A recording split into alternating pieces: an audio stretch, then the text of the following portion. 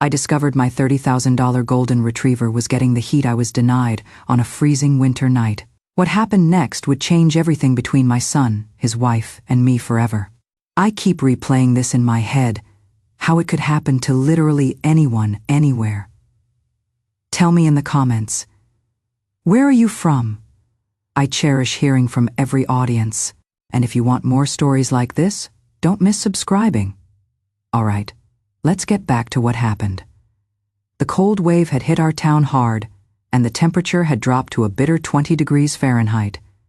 I had just switched on the electric space heater in my small room when my daughter-in-law walked in and unplugged it without a word. "Mom, you really don't think about money, do you?" Linda said with that tone she always used when talking to me, like she was scolding a child. "Running this thing all night costs us $40 or $50 in electricity. Don't you care about saving money at all?" I rubbed my hands together, trying to warm them up. "I was only going to use it for a little while," I said quietly. "My legs just can't handle this cold anymore." But she was already picking up the heater, unplugging it completely. "Not even for a little while, can't you just put some extra blankets on your bed?" My son Ryan appeared in the doorway and immediately joined in. "Mom, don't you have that hot water bottle we bought you? Just fill it up with some warm water. That should be enough." The pain from my arthritis was making my joints ache something fierce, but I didn't argue. I just nodded and watched them leave with my heater. Later that night, the cold woke me from a restless sleep. My old bones were stiff and painful, so I shuffled out to the living room to get a glass of water. That is when I saw it. There was my electric heater, the very same one Linda had taken from me, humming away and blowing warm air directly onto Coco's dog bed. Coco, their golden retriever, was stretched out luxuriously in the warm glow, completely comfortable and content. She had cost them $30,000. Linda always reminded everyone, and here she was, getting the heat that I had been denied. I stood there in the middle of the living room, staring at that heater with its orange glow warming a dog while my arthritis-riddled legs throbbed with pain. Something inside me just snapped. A rage I hadn't felt in years began building in my chest. Without thinking, I marched straight to Ryan's bedroom door and pushed it open. Warm air rushed out to greet me. They had their central heating running full blast, keeping their room at a comfortable temperature. Ryan was lying in bed playing video games on his phone while Linda had a face mask on, scrolling through Instagram. When she saw me, she let out a shriek. "Don't you have any sense of boundaries? Don't you have any respect for our privacy?" Respect. The word made me want to laugh, if I wasn't so angry. "You want to talk about respect?" I said, my voice shaking. "You'd rather give that dog heat than let me use it." Linda glanced at me with barely concealed irritation. "Coco is worth $30,000. Do you know how much it would cost if she got sick from the cold? One visit to the veterinarian could run us several $100s. She rolled her eyes and went back to her phone, dismissing me completely. I turned to my son, the boy I had raised and sacrificed for. "Ryan, do you hear what she is saying to me? Do you hear how she talks to your mother?" Ryan finally looked up from his game, his face showing nothing but annoyance. "Mom, why are you making such a big deal out of this? It is not that serious. You've had arthritis for years. Back on the farm, you managed without central heating, didn't you? How come now that you are in the city, you've gotten so demanding?" Linda sat up in bed, emboldened by Ryan's support. She crossed her arms and looked at me with contempt. "Exactly. Stop being such a drama queen, acting like some kind of victim. Go back to your room and let us get our rest. You are letting all the cold air in here, and our heating bill is already high enough." Ryan nodded along. "Yeah, Mom, it is late. We both have to work tomorrow. Please don't disturb us anymore. And next time, remember to knock before you come in. This isn't the countryside anymore. You need to learn some manners." Manners. My own son, the child I had raised for 30 years, was telling me I needed to learn manners. I didn't think twice. I walked over, took his phone out of his hands, and slapped him across the face with all the strength I had left. Let me teach you about manners, I said, my voice deadly calm. Ryan stared at me in shock. I hadn't raised a hand to him since he was a small child, and he clearly hadn't expected it now. Without another word, I turned and walked out of their bedroom. I had barely stepped into the hallway when both Ryan and Linda came charging after me. "Margaret!" Linda screamed like an enraged animal. "You crazy old woman! How dare you hit my husband?" She came at me with her hand raised, ready to strike me across the face. But I stood my ground and looked her straight in the eye. I wanted to see if she had the courage to actually hit me. Apparently, she didn't. Something in my expression made her hesitate, and her raised hand slowly lowered. Ryan was holding his reddened cheek, his eyes filled with disbelief and fury. "Mom, what gives you the right to hit me? I am a grown man. You haven't laid a finger on me in 20 years, and now you are hitting me over a stupid space heater." I turned to face him, feeling no regret whatsoever. "I hit you to teach you how to be a human being, to teach you how to be a son. Look at yourself. Your wife points her finger at me and calls me names, and you just stand there agreeing with her. I am in pain, I can't sleep because of the cold, and you'd rather give heat to a dog than to your own mother. And you have the nerve to ask me why I hit you." Linda laughed, a harsh, mocking sound. "Teaching him to be human? Do you even know how to be human yourself? Hitting people when you don't get your way. How is that any different from some trashy farm woman?" She looked me up and down with disgust. "Don't think that just because you are old, you can get away with hitting people. We've been taking care of you, putting a roof over your head, feeding you, and you really think you are some kind of queen. Let me tell you something. This isn't over. Taking care of me." The absurdity of her words made my whole body shake with rage. I've been paying my own way for everything since I got here 2 years ago. The $50,000 down payment for this apartment came from selling my farm and everything I owned. How dare you say you are taking care of me? I let loose with all the financial details I'd been keeping track of for 2 years. Ryan's face went through several shades of red and white. "So what if you helped with the down payment? Your money is my money anyway, isn't it? You gave birth to me and raised me. Isn't it your job to provide for me?" "Exactly." Linda jumped in immediately, her voice full of righteous indignation. "You are the elder here. It is only natural that you should help us out. Now you are throwing it back in our faces. You are getting senile in your old age." Her tone became vicious. "Let me tell you something, Margaret. If you keep causing trouble like this, we'll send you back to that farm tomorrow. You can go back to the countryside where you belong and stop being an eyesore here in the city." Instead of stopping his wife, Ryan seemed to find his courage in her words. "That is right. Mom, if you are going to be this unreasonable, don't blame us for not being filial children. This city isn't big enough for someone like you." I looked at their ugly, twisted faces and realized there was no point in arguing with them anymore. You can't reason with animals. Without saying another word, I walked to the living room and unplugged the space heater that was warming their precious dog. The warm orange glow and gentle humming stopped immediately, leaving only cold silence. I picked up the heater, still warm from running, and carried it back to my room without giving them another glance. Behind me, I could hear Linda's angry shouts and Ryan's impatient pounding on my door. "Margaret, don't you dare stay in there forever." "Mom, bring that heater back out here. Coco is already shivering from the cold. Be reasonable." I plugged the heater in and turned it to the highest setting. The warm red glow immediately filled my tiny storage room, barely 50 square feet. The hot air blew on my legs, and the pain seemed to ease slightly, but the coldness in my heart wouldn't go away. This 1,200 square foot, 3-bedroom apartment had cost me my life savings, but in the 2 years I'd been here, I hadn't even been given a proper bedroom to sleep in. The master bedroom belonged to Ryan and Linda, which I understood. But Linda had converted the other bedroom, the one with southern exposure, into a walk.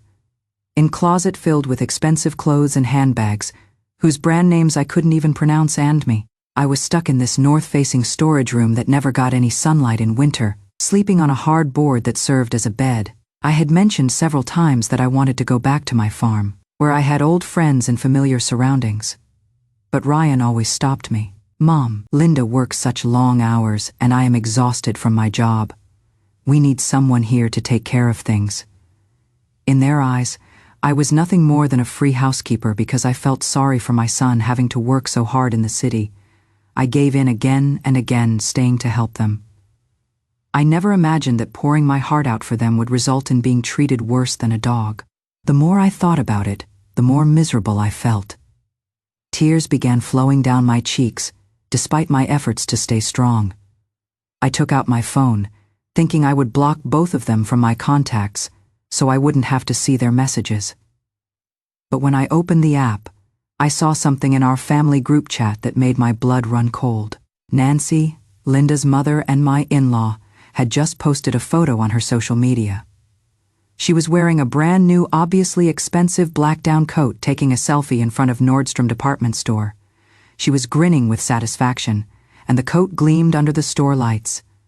My heart felt like it had been pierced with a needle. Just last weekend, I had told Linda that my old coat from the farm wasn't keeping the wind out anymore, and the cold was making my arthritis worse. I had asked about getting a warmer coat for the winter. What had Linda said to me then?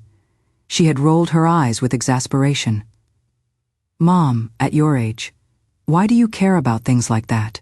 A decent down coat costs several $100s. We have so many expenses right now. Can't you be more understanding and just make do with what you have? But here was Nancy wearing what looked like a Canada Goose coat, which definitely cost more than several $100s. I clicked on the post to read Nancy's caption, "My daughter is so thoughtful. With this coat, I'll never be cold again." My hand started shaking. I scrolled down to read the comments. Sure enough, Linda had been the first to like the post and had eagerly replied, "Mom, I am so glad you like it. This one cost $1,500, but it has the best insulation. If you need more money for anything, just let me know." Other people immediately chimed in with praise. "Your daughter is so successful and thoughtful. How lucky you are." But what made my blood boil was Linda's follow up comment, clearly meant to show off to everyone. "Taking care of my mom is only natural. Unlike some people who expect their younger relatives to take care of them at their age. Some people have no shame." Some people's words. Slowly, I lifted my head and looked around this cold, unfamiliar storage room. I understood now. This place had never been my home. I quietly turned off my phone and placed it beside my pillow. Then I pulled out the old, worn suitcase I had brought with me from the farm from under the bed. I didn't sleep that night. I just sat in the darkness, listening to the howling wind outside my window and the sound of my own heartbeat, which grew calmer and calmer as the hours passed. When the first rays of dawn crept through the window cracks, I had already folded my few pieces of clothing neatly and packed them in the old suitcase. I didn't get up at 5:30 to start cooking breakfast as I usually did. Around 8 o'clock, I heard Linda's sleepy voice calling out, "Mom, where is breakfast? Why isn't it ready yet? Are you trying to starve us?" When she got no response from the kitchen, she irritably shuffled out in her slippers. Seeing the cold stove and empty counters, her anger flared up immediately. "Margaret, where are you? This is ridiculous. You are not even making breakfast now." She pounded loudly on my door. Ryan also emerged, yawning and frowning. "Mom, what is this tantrum about? Are you still upset about last night?" I opened my door. I was already wearing my thin, inadequate coat and holding my old suitcase. Both of them stared at me in shock. "What? What are you doing?" Linda stammered. I didn't answer her.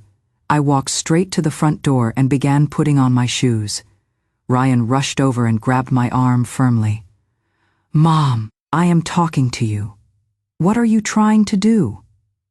Finally, I looked up at them and said 4 simple words. "Going back to the farm." Those words hit them like a bomb. "Going back to the farm?" Linda was the first to start screaming.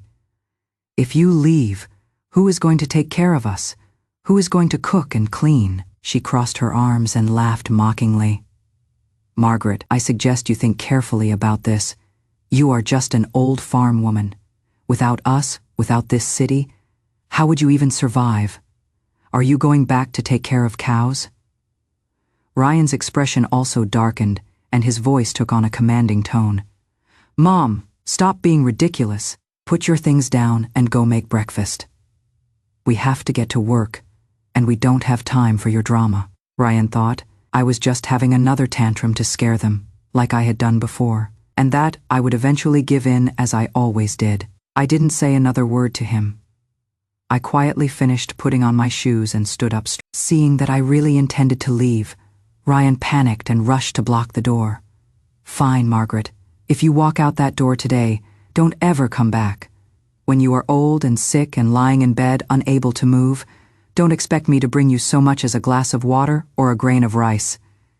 I stopped and turned to look at him. Then I slapped him across the face without hesitation. "Margaret, is that what you call me? Did I never teach you how to speak to people?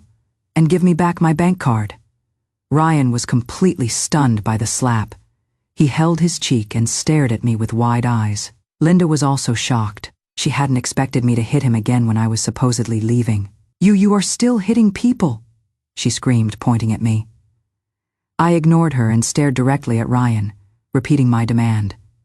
"Give me back my bank card." That card held all my life savings, the pension money I had left after helping them buy this apartment. When I first moved to the city, Ryan had said he was worried about me carrying cash because it might not be safe, and he was concerned I might be scammed. He had volunteered to keep my bank card safe for me. At the time, I thought my son had grown up and was looking out for me, so I gave him both the card and the PIN without thinking twice. Looking back now, I realized how foolish I had been. "What bank card?" Ryan's eyes shifted nervously, but he tried to sound defiant. "I don't know what you are talking about. You don't know." I laughed coldly. "Ryan, every penny in that account represents years of getting up before dawn and working until dark, saving from every acre of land I farmed. Now you are telling me you don't know? I am asking you one last time, are you going to give it back or not?" Linda couldn't stand listening anymore and jumped into the conversation. "Your money is my husband's money anyway. What is wrong with him keeping it safe for you? Now you want to take all the money and leave, not leaving us a single penny. How can you be so selfish?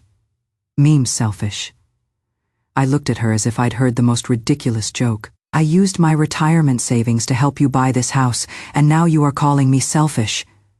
Linda, just what are your faces made of?" "Enough talk." Ryan was cornered and losing his temper. "The card stays with me. I am not giving it to you. That money should rightfully be mine anyway." He looked like he had me figured out, thinking there was nothing I could do about it. "Good, very good." I nodded, and instead of continuing to argue with him, I took out my phone and right in front of them, dialed the bank's customer service number. "Hello, yes, I need to report my bank card lost and have it frozen immediately." I clearly stated my social security number and the bank card number. Ryan and Linda's faces immediately changed. They hadn't expected this old farm woman to know about phone and card cancellation. "The card has been successfully frozen. Thank you very much." I hung up and looked at their pale faces without any emotion. "Ryan, that card is now worthless. You won't be able to touch a single penny of the money in that account." Ryan was shaking with rage. He hadn't expected me to be so decisive. "Not only am I freezing the account," I continued, pulling out a copy of the property deed from my suitcase, "I am also going to sell this apartment. You two better start looking for somewhere else to live. Don't wait until someone comes to evict you." Those words were the final straw that broke them completely. Linda let out a piercing scream and lunged at me, trying to grab the papers from my hands. "Margaret, you evil witch, may you rot in hell." I was ready for her attack and stepped aside. She missed and, carried by her momentum, slammed headfirst into the door frame with a dull thud, then slid down to the floor. "Linda!" Ryan cried out and rushed to help her up. I watched them coldly, feeling no sympathy whatsoever, and walked out the door without looking back. Behind me, I could hear Ryan's panicked shouts. "Mom, don't leave. Linda's bleeding. She is bleeding. I dragged my suitcase out of the apartment building. The winter wind cut across my face like knives, but I felt no cold at all. The crying and cursing from behind that door seemed to come from another world entirely. I didn't look back. Step by step, I walked away with absolute determination. As soon as I reached the building's entrance, my phone started ringing frantically. It was Ryan. I hung up immediately and blocked his number. Then Nancy's number appeared on my screen. I answered this call. Before I could say a word, hysterical screaming came through the phone. "Margaret, you murderer! You killed my daughter's baby! I'll destroy you! Miscarriage." I paused for a moment, then realized this was their latest theatrical performance. Just 2 days ago, I had seen Linda's used sanitary products in the bathroom. Linda wasn't pregnant at all. They were just using this lie to manipulate me into coming back. "Your daughter ran into the doorframe herself." "That has nothing to do with me," I said icily. "How dare you say that? If you hadn't provoked her, would she have gotten hurt?" "You are a murderer. You killed my grandchild." Nancy was having a complete meltdown on the other end. "Let me tell you, this isn't over. You have to pay compensation, $200,000. Otherwise, go ahead," I said with a cold laugh. "Sue me. I'll be waiting for the court summons. While you are at it, I'd like to sue you for fraud and calculate exactly how much money they've taken from me over the years." Nancy was speechless with rage. I didn't want to waste any more time talking to her and hung up immediately. On my way to the train station, I stopped at the nearest bank branch. Using my identification, I got a replacement bank card, transferred all the money from my frozen account, and changed the password. After completing all of this, the last weight on my chest finally lifted. In the waiting room, I took out my phone and booked a ticket on the earliest train back to the small town near my farm. Seeing "ticket successfully purchased" on my screen, I let out a long sigh of relief. I was finally leaving this city that had brought me nothing but humiliation and suffering. Just then, an unknown number sent me a text message. "Mom, I know I was wrong. Please don't leave. Okay, Linda really did miscarry and she is in the hospital now. The doctor says she might never be able to have children again. She is going crazy. Please come back and see her." It was Ryan, using someone else's phone. Reading those words, "might never be able to have children," my heart couldn't help but clench. Even though I knew this was likely another one of their schemes, what if it was real? I was still hesitating when another text came through with a photo attached. The image showed Linda in a hospital gown, lying pale, faced in a hospital bed with an IV in her hand. Her eyes were closed, and she did look very weak. My grip tightened on my phone. Then Ryan called from that same unknown number. After hesitating, I answered. "Mom, did you see the photo?" "I wasn't lying, please come back," the doctor said. "Linda lost a lot of blood and is emotionally unstable. She won't listen to anyone. I know we were wrong before. We were terrible, but now there has been a death in the family. Please have mercy on me and come back to help me talk to her, okay? Otherwise, this family will really The boarding announcement began playing over the loudspeakers. I looked at the crowd moving toward the gate, then at the photo on my phone. My heart was torn. "Mom, are you listening? Where are you? I'll come pick you up." I sighed, ultimately unable to harden my heart completely. "I am at the train station. Don't move. I'll be right there." After hanging up, I slumped in my chair feeling a mixture of emotions. Maybe they really had learned their lesson this time. Maybe, for the sake of a lost life, we could. Half an hour later, Ryan and Nancy appeared before me, looking harried and rushed. Ryan immediately tried to take my hand. I pulled away. Nancy's eyes were red, and she immediately slapped herself across the face. "In law, this is all my fault. I didn't raise my daughter properly, hit me, scold me. Just please calm down and agree to visit Linda in the hospital." Watching them perform with such apparent sincerity, the last of my doubts slowly melted away. "Let's go to the hospital," I said, standing up. Ryan and Nancy exchanged a glance, both visibly relieved. But once we got in Ryan's borrowed car, I gradually noticed we weren't heading toward the city hospital, but toward the outskirts of town. "Where are we going?" I asked suspiciously. "Mom, Linda was so traumatized that we couldn't keep her at the city hospital. We transferred her to a quiet, private facility in the suburbs where she can rest and recover," Ryan explained while driving. I watched the scenery outside become increasingly desolate, and my unease grew stronger. The car finally stopped at what looked like a converted abandoned factory with a sign that read, "Riverside Recovery Center." "This is it," Ryan said, parking the car. I stared at the rusty iron gate and the faded words, "Mental health" on the wall, and my blood turned to ice. "This isn't a hospital. This is a psychiatric facility." I lunged for the car door, only to discover it was already locked. Ryan and Nancy dropped their pretenses, revealing their true, hideous faces. Nancy grabbed me tightly from the back seat, while Ryan turned around with a cruel smile. "Mom, you've been saying your legs hurt and your heart is troubled, haven't you? This place is specially designed to cure what ails you." "What are you doing?" I pounded on the car windows in terror, but there wasn't a soul in sight outside. "What are we doing?" Nancy laughed in my ear. "We're sending you, you crazy old woman, exactly where you belong." Her grip was surprisingly strong, holding me like iron clamps so I couldn't move.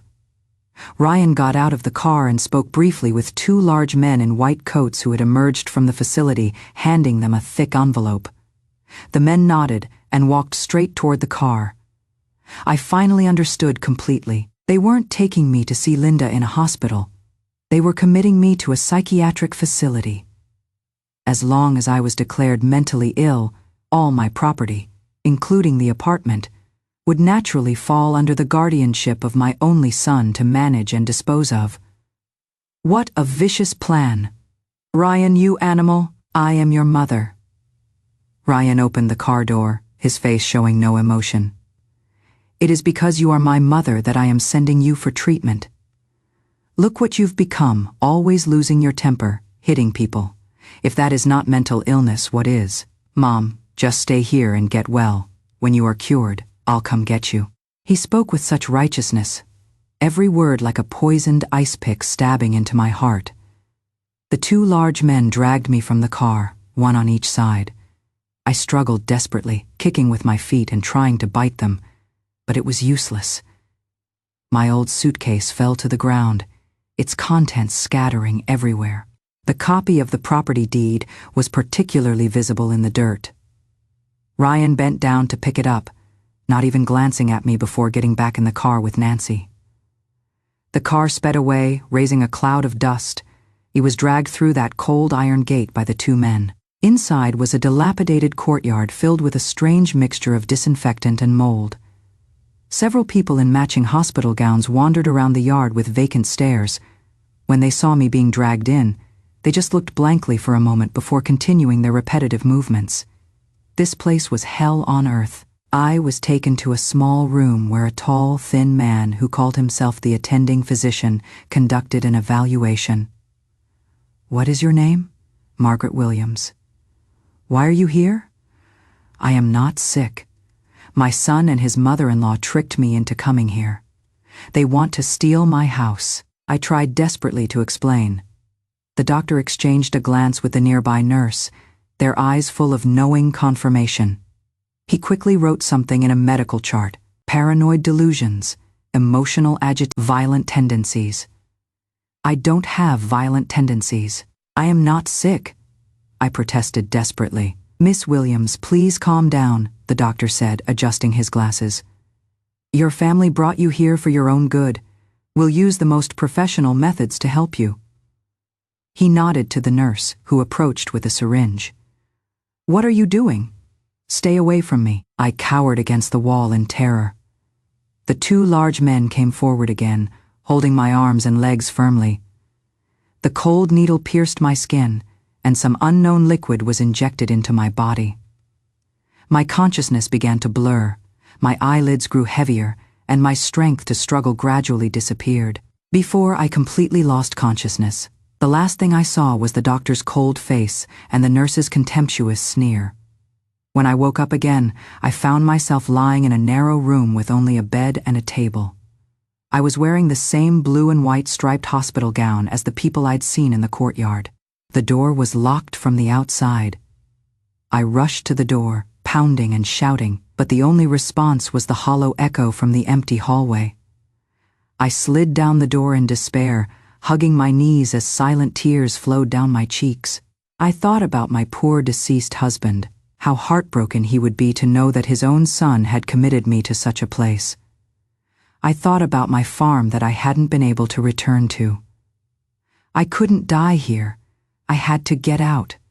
I wiped away my tears and forced myself to calm down and think of a strategy. I had to pretend to be normal, cooperate with their treatment, and make them let down their guard. Only then would I have a chance to contact the outside world. In the days that followed, I began playing the role of a compliant patient. Whatever medication the doctor prescribed, I took on time. But I would hide the pills under my tongue when the nurses weren't watching, then spit them into the toilet and flush them away once they left. During the daily exercise period, instead of trying to escape or call for help from passing cars as I had when I first arrived, I quietly walked in circles around the yard like the other patients.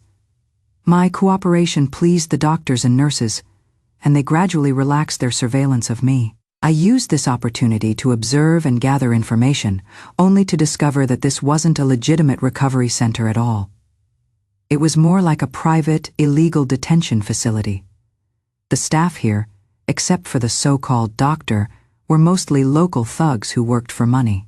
And the patients here were mostly people like me who had been sent here by their families for various reasons as problems. There was a woman whose husband and parents had committed her because she wouldn't help pay for her brother-in-law's wedding house.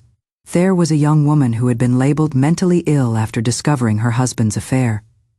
Each of us had our own tragic story. We all knew we weren't sick, but as long as our families wouldn't sign for our release, we would forever be patients who could never leave. Despair hung over everyone in this place like a suffocating net. But I couldn't give up. I knew Ryan and the others had locked me up here to steal my house. They would want to process the paperwork as quickly as possible. I was running out of time. I focused my attention on a young nurse named Amy. She had only been working here for a short time and was the only staff member whose eyes still held any compassion.